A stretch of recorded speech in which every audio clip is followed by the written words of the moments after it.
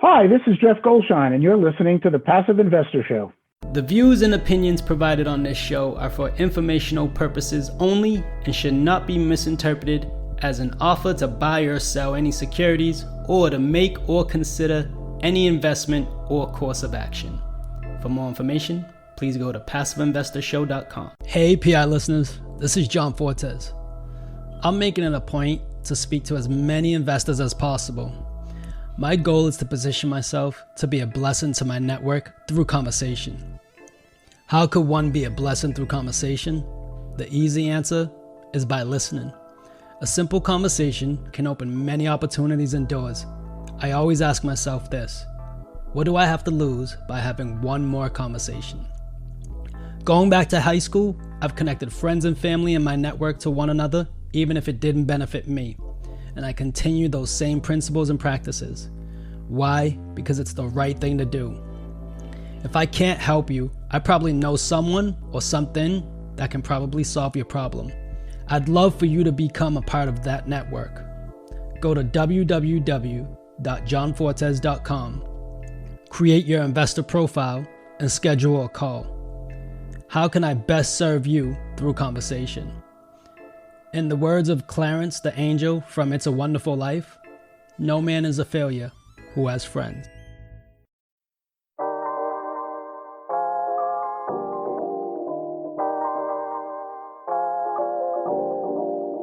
And now, the Passive Investor Show. Here's your host, John Fortes. Welcome, PI listeners, to the Passive Investor Show. I'm the Passive Investor Consultant, John Fortes, your host of the only ranked podcast for passive investors in multifamily syndications and real estate funds. Our goal and purpose of this show is to be a resource to investors and help them master their passive investments by beating inflation 1% at a time. Welcome back, ladies and gentlemen. I have a special guest today. Today, we're going to focus on property management. And my guest today is with Jeff Goldshine. Jeff Goldshine of Goldshine Management Consultant offers balanced, both sides of the desk insight on maximizing multifamily property portfolios, including what to look for in choosing a property management firm. The sector is a leader in the real estate recovery and continues to produce solid occupancies and rent growth. The rent by choice generation, coupled with stringent lending practices, has home ownership at its lowest level in more than 50 years. Goldshine's broad perspective and deep expertise focuses on the many factors and nuances that influence successful apartment property management, investment, and development.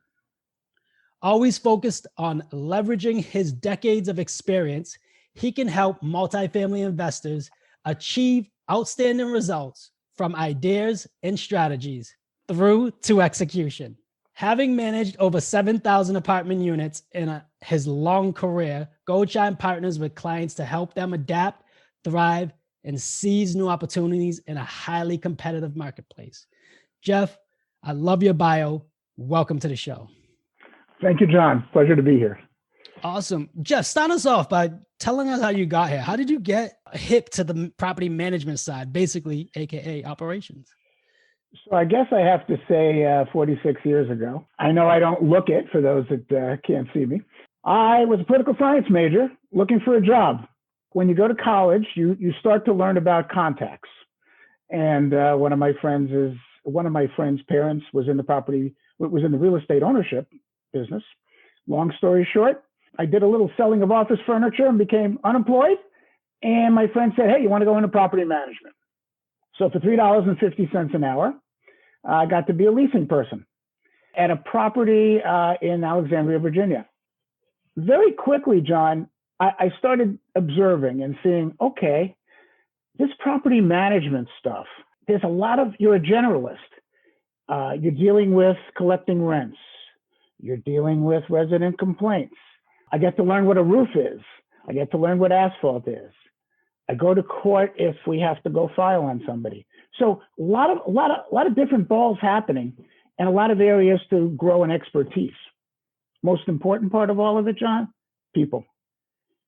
If you don't like people, if you're not comfortable with people, and you'll hear that a lot today, so don't go into this business. because that's what it's all about. So that was 46 years ago. And, from there, proceeded to manage a property, proceeded to be a regional manager and manage a group of properties, and then proceeded to run management companies. There you go. That's how I stumbled into it.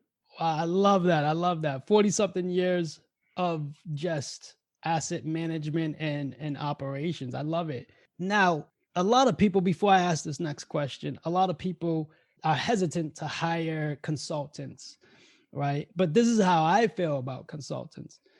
If you are budgeting in a consultant into whatever you are doing, understand that consultant fee does not go towards the bottom line forever. It goes away eventually when you don't need the consultant service anymore. So if you got it temporarily, it goes away. So it's not there forever. That's why I love consultants, because they bring a special practice to you, to the team, and then they basically hand it off or deliver. And I'm not saying that that's the way you operate or others, but when did you start consulting and helping with operations for other firms? So I did some consulting years ago, but I really created this in October. And quick piece about that. I felt that with the 46 years of running companies, for the last 29 of the last 30 years, I was the head management guy. Either, the title is irrelevant, but I was the number one management guy for a portfolio or a company. I'm trying to make property management better. I'm an advocate for property management. Good property management, superior property management makes a difference in the value of the asset, period. And, John, people, and I've heard it before, people say, property management is just a commodity. No different than buying paper clips. There's 20 boxes, pick one and away you go. No, superior property management is special and it does make a difference. My role as a consultant, whether I'm working with a third party, whether I'm working with a management company or I'm working with an owner that is using a management company, is to drive property management's efforts and energies to make that bottom line better. It's just that simple. So yeah, my consultancy is, hey, let me get in, let me help, let me tinker. I've been under the hood. I know how it works. And the property management industry, as much as it's obviously, like so many businesses, John, has stayed the same, it's also different. But no matter how advanced we get technologically, no matter how great the property management softwares are and the CRM services and everything else, you still need energized, proactive people. You need proven plans, right? That's what it is. You need proven plans and you need communication. Communication is huge. And we'll talk about that. Through your years, you have a lot of proven plans, because you can only stay in this business if you're proving it, right? If you're doing it, if you're actually really scaling it and operating at an efficient elite level. And I say that because I wish I had you on my first project. Right? Unfortunately, we met too late and it is what it is. But my first project, I wish we had it, because I'll give you a little hindsight behind it is, sure, had I known what I known, I would have staggered month-to-month leases in accordance to the repairs that we were going. And it was a heavy value add. Okay. Without doing that, we ended up experiencing a mass exodus. So that's property management. That's something you learn as you go. I wish I had the right property manager at that time, or at least a consultant such as yourself on my team to say, hey, do this before you go ahead and start renovating anything. So no, that's exactly right. And that's just one of those things that a practitioner knows. It's just, hey, let's look at your lease expiration analysis. Hey, we want to spread the turnover out. What's your rehab program all about? When does school end? When do the kids leave? So it's just all of those pieces that you put together, and you don't think about it. You just kind of know it from getting burned and learning. Before I go into the next question, what are some things that you had to experience or have seen because of COVID when it first came out? What are some things that you kind of quickly implemented and swiftly put into action because of COVID? I think it's interesting because I was working for a management company at the time, and we're very good at reacting. And it's funny because even when you talk about COVID today, John, there's still two conversations that are going on in the industry. Because first of all, if you're in property management, you have to get up in the morning and do property management. So whatever the oh my God is, you still have to do it. And then you go to and it's the basics. So what did management companies have to do when it first came about? First of all, communication. You needed to be communicating. Management companies had internal committees that met every day. Remember, rules were changing. Protective, PPE was changing. There were lots of things constantly changing. A couple of big things. Number one, it got to the point where obviously you had to close your office. You had to close your offices or limit the amount of staff that you had. Number two, the leasing world. You did have to go through leasing, and virtual leasing became something that is going all through the industry. And I can tell you, I was involved in properties that were still doing that were doing 25 and 30 units a week during virtual time, and we weren't even seeing the people. So that kept going on. But let's talk about what the private investor crowd wants to know about: income. So the courts closed middle of March 12th, 18th, whenever it all closed up. The courts closed, and they closed everywhere, and they're just beginning to open up now. So you work closely with your landlord-tenant attorney as far as what are the rules and regs, because you had federal guidelines coming out, but you also had local guidelines coming out. So simply put, you needed to know what you could or couldn't do. And not only was it that you couldn't go to court and file, but you couldn't give rent increases, you couldn't get late fees. The income side of your equation was going to take a hit. And let me just say one more thing to that. Again, depending on who you talk to, because if the demographics of your properties were such that people were able to work from home, you probably had, a little more senior management, mid and senior management that could do it all from home. Life went on and rents were paid.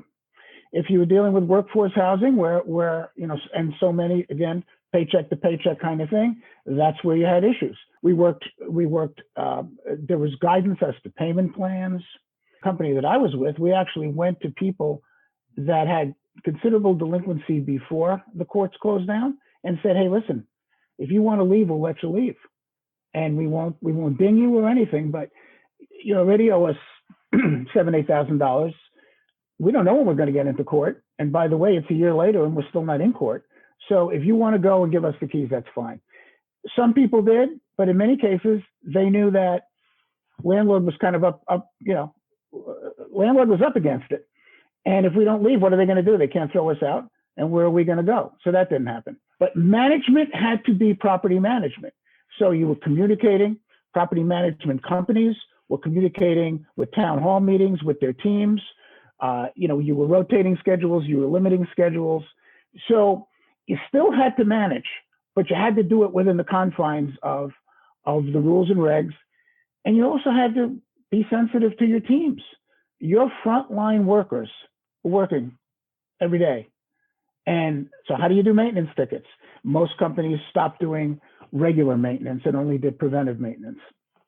So many protocols that had to get put in. We wanted to make sure that our properties and our teams were comfortable, that we weren't putting them at risk.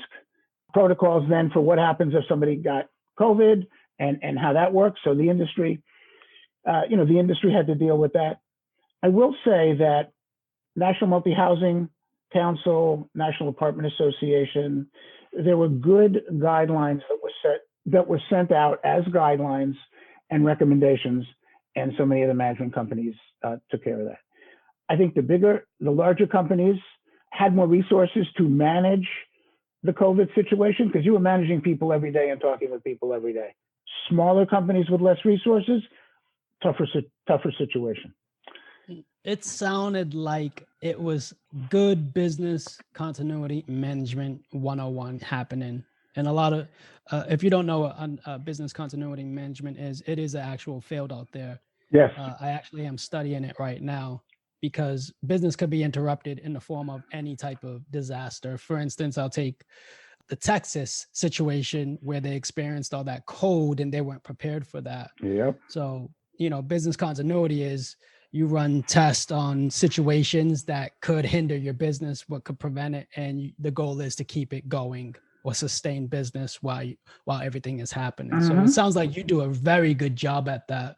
What are some of the softwares that help you in the property management world? So in the property management world, I want to come back to something. Well, let's stick with this software. So in the property management world, you have many property management software companies, and just to give you a sense of how they work, for a long time, you would have your basic property management software that took care of the accounting side, and they took care of your producing your financial statements. So and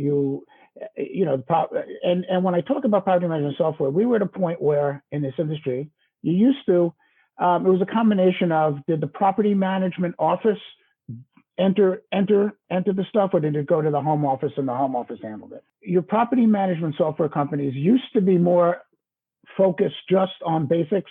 Your property management firms now handle a variety of issues. So they're not only handling just the basic financial statements that are coming out, but they're also involved, as well as specialty companies with various CRM systems, leasing management systems.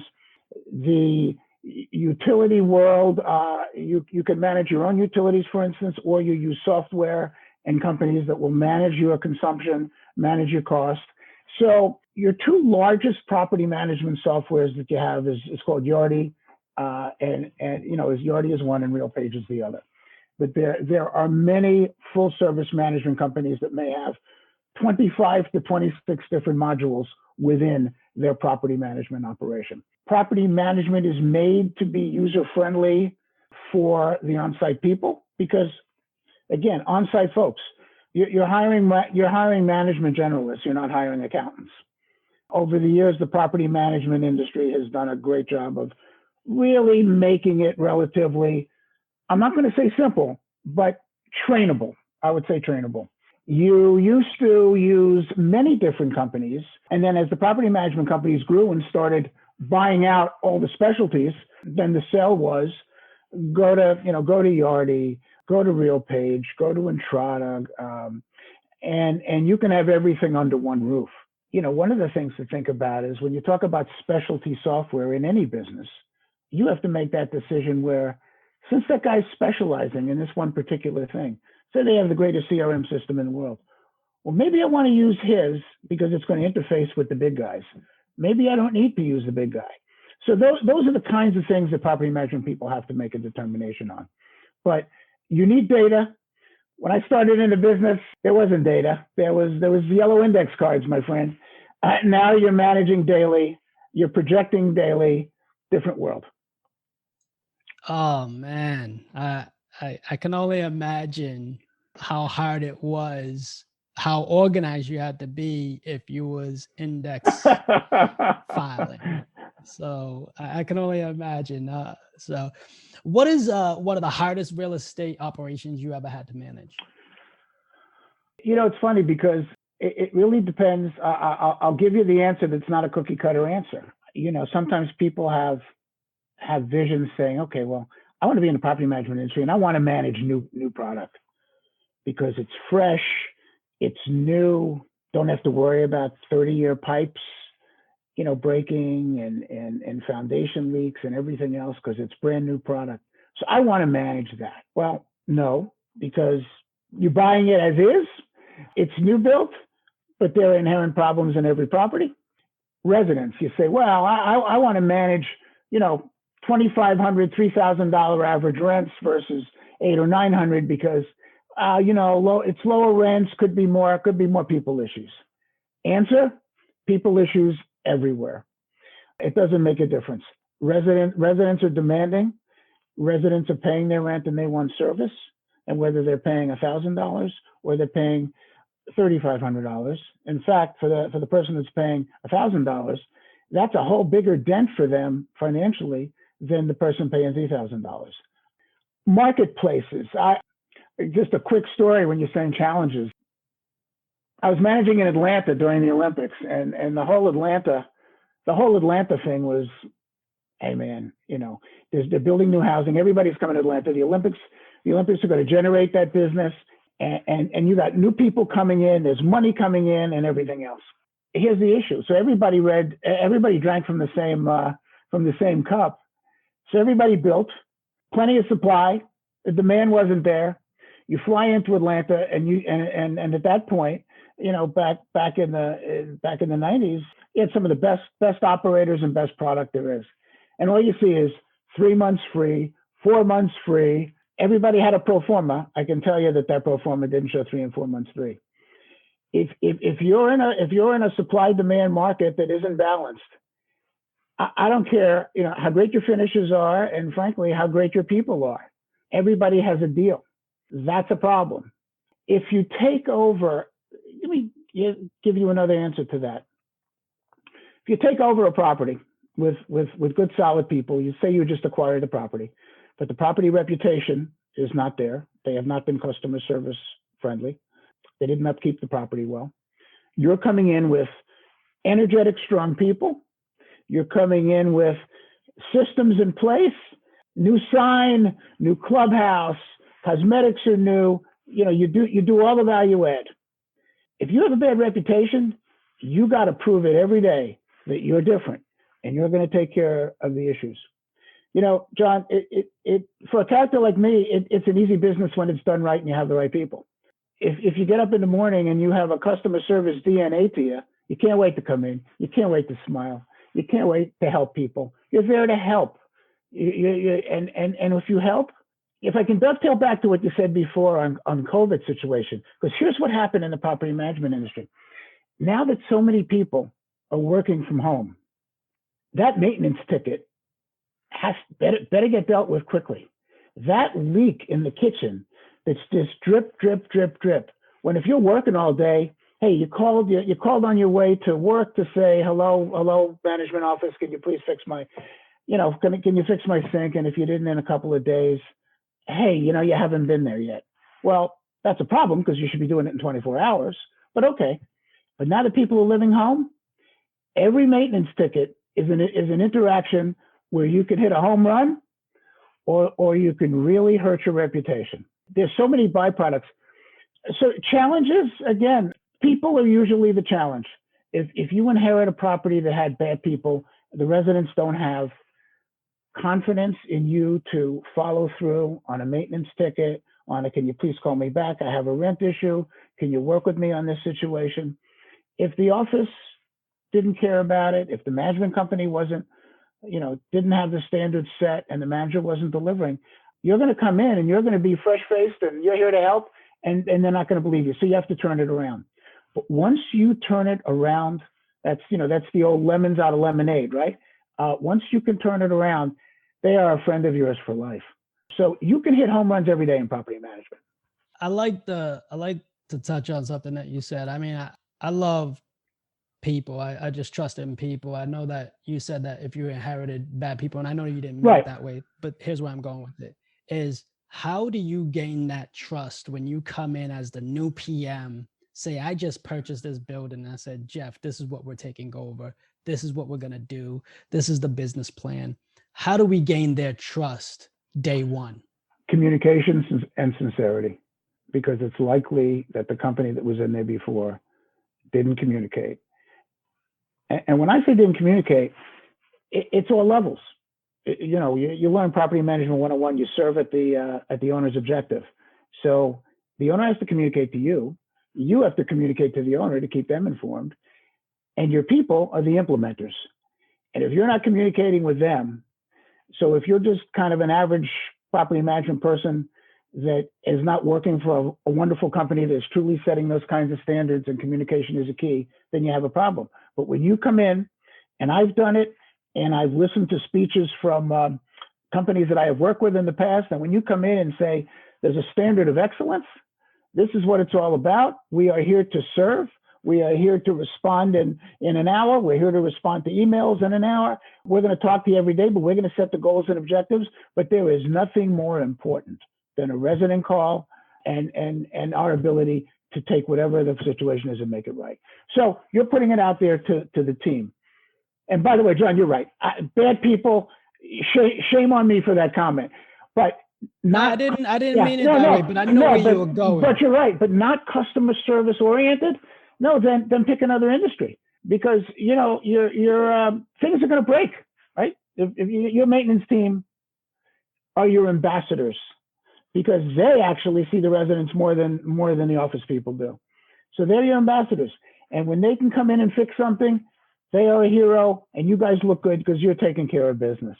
But if business isn't being taken care of, I would tell you this, just as a general rule, if business isn't being taken care of on one facet of property management, it's generally not happening on all facets of property management.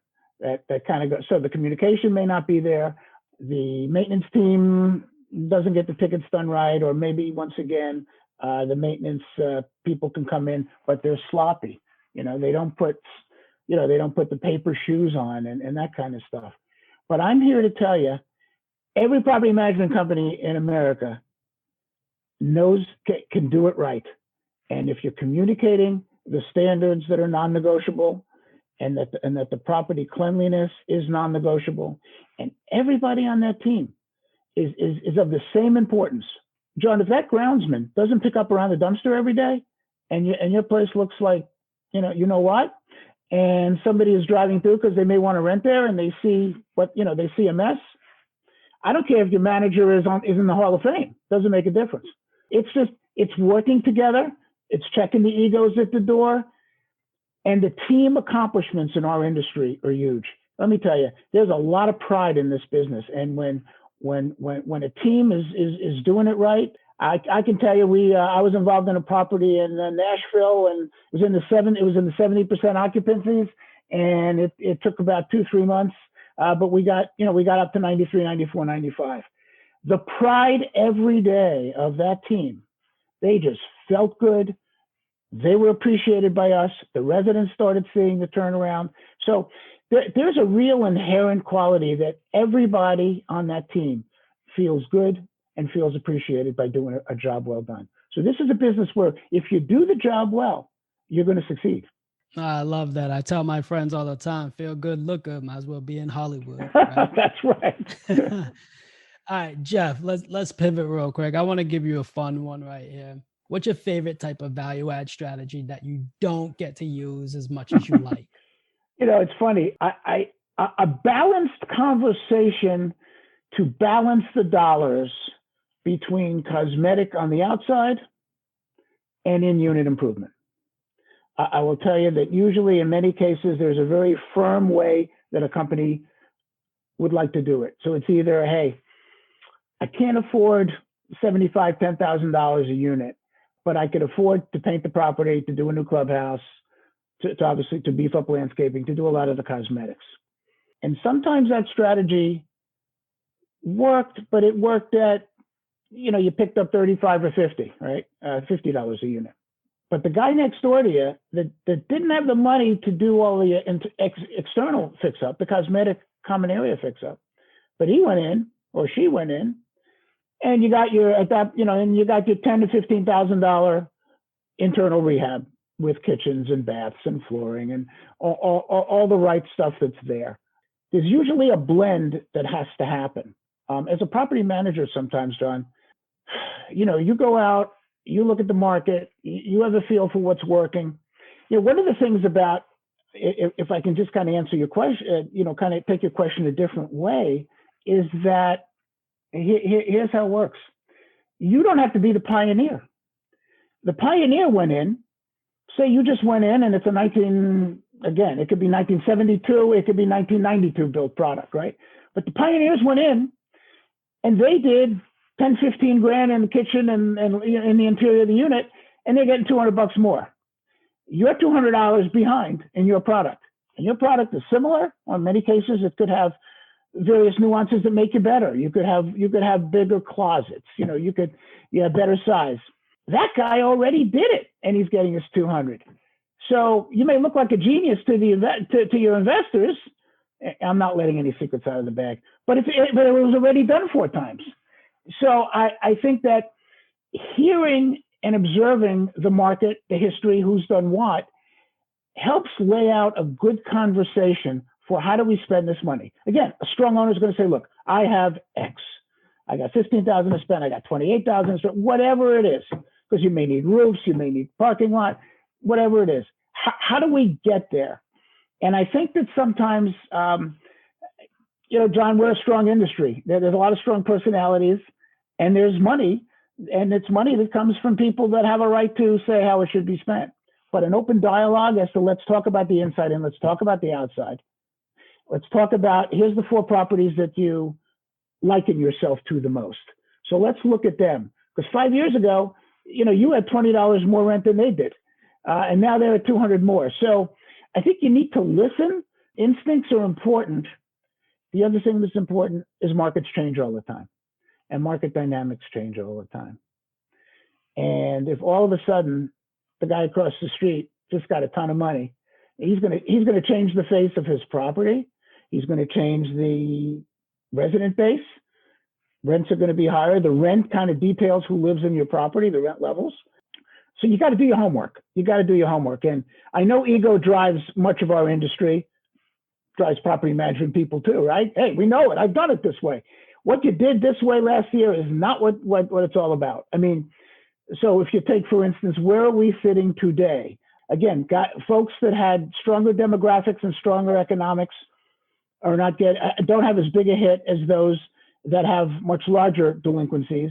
And you're going to need to figure out, what to do. What's distressed out on the market today, and how that's going to fall out. The other thing I would just say to the investors, and it's important. If I can do this, because I've always felt this way. When you hear national numbers there, that's important to get a sense of what's going on. But keep in mind that markets are local. Depending on which way you're going in the conversation. So, for instance, I can tell you that National Multi-Housing on a monthly basis has been doing a rent report and kind of talking about what percentage of people have paid their rent. And it's 1 million units. So it's there's a lot of units that that are being looked at. Excuse me, it's more than 1 million units. I take that back. It looks like total rents collected are hitting somewhere in the 92 to 93 and a half, 94 range, where if you went before COVID, let's say it was 95, 96. So you've done a couple of percent. People paying at the beginning of the month or by the 6th of the month. I think that right now you have about 79% that have paid by the first 6 days of March, where that number may have been 83 or 84 before.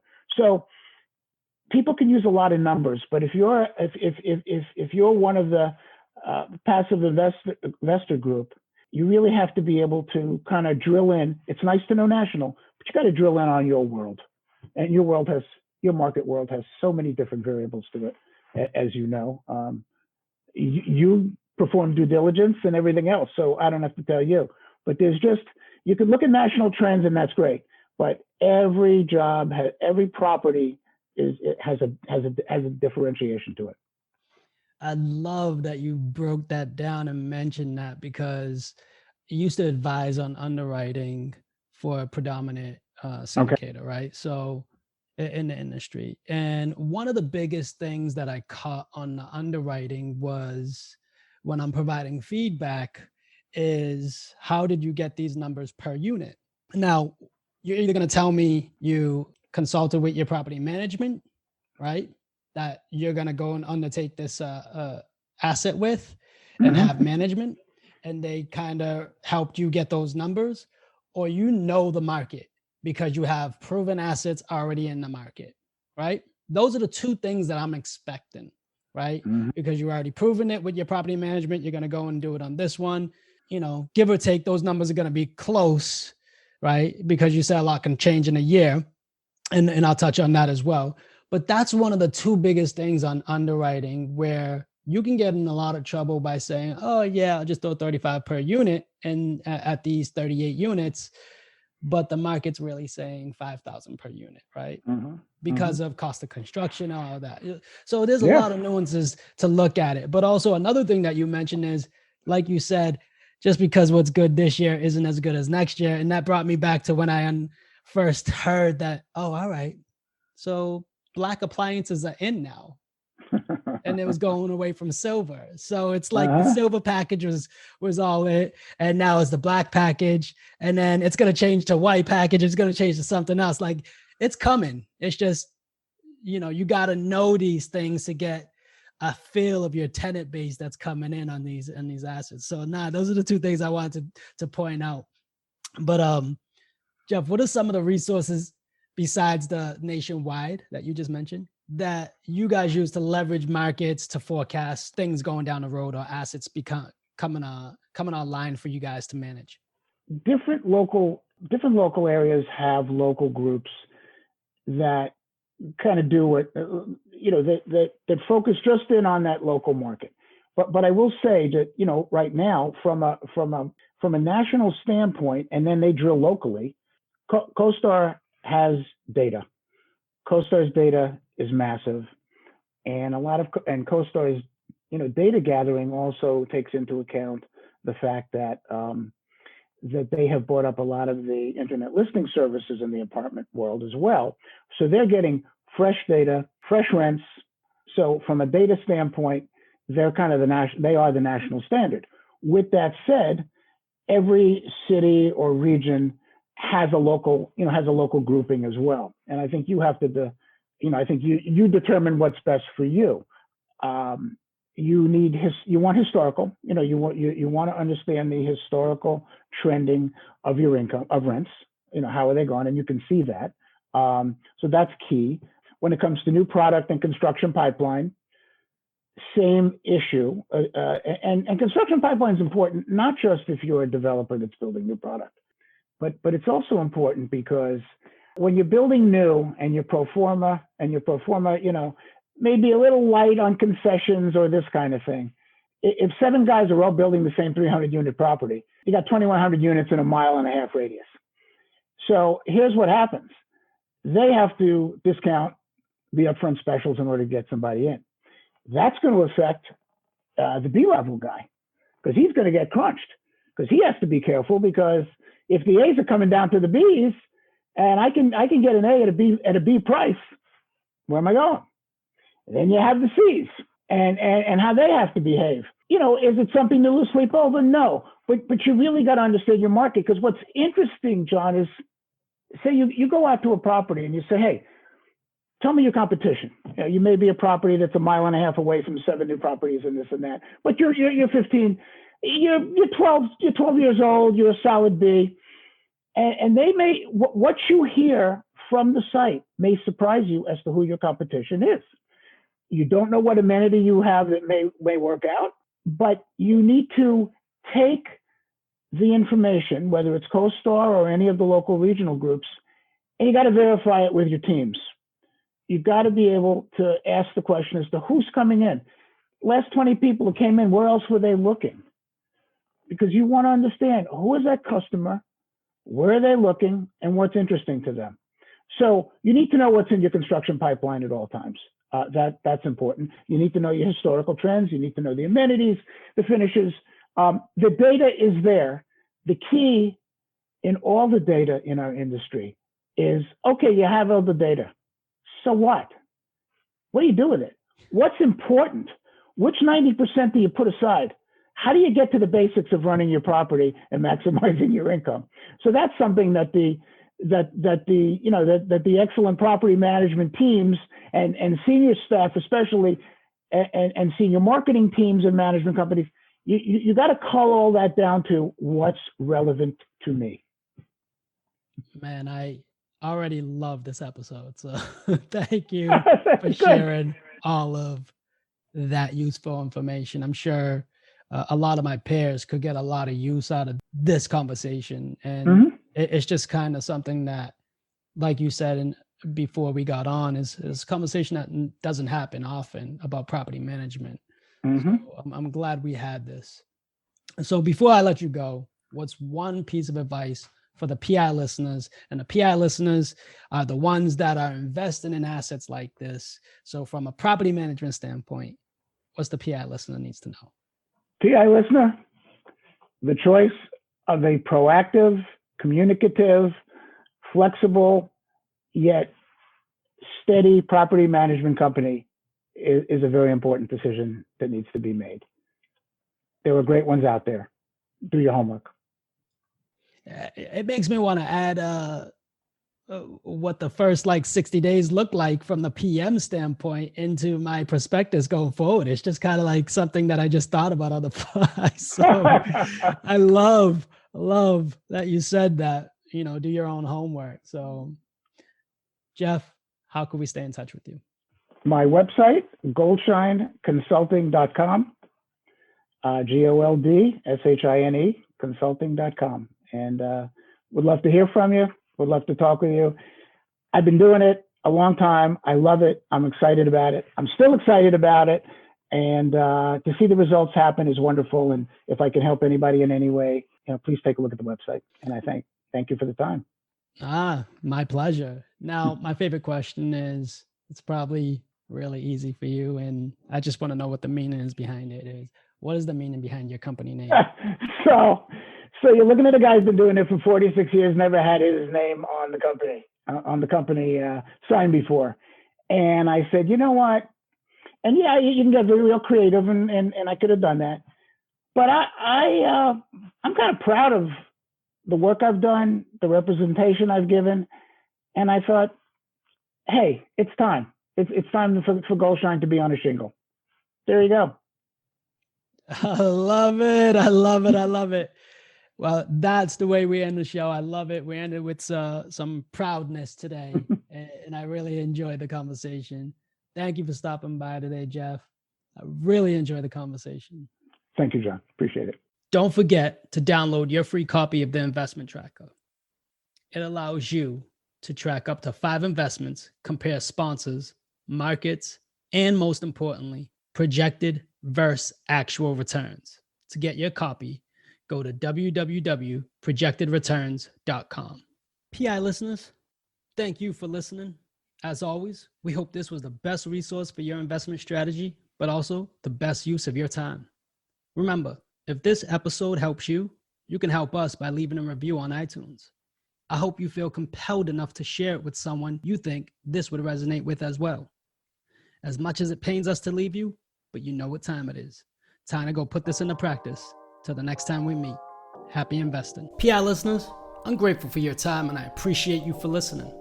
It would mean the world to me if you went to iTunes and left a rating and written review. Let me know how you feel about the show. It really makes a big difference with getting the podcast out there. Don't forget about our Facebook group, where all of our guests are members of. I'll be there to answer any of your questions, or even questions you might have for future guests. Subscribe so you can get the latest episodes and our fan favorite quick hitters. Finally, I want to keep you updated, so head over to johnfortes.com and sign up for the newsletter.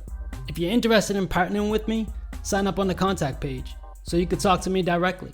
I look forward to connecting with you. Happy investing.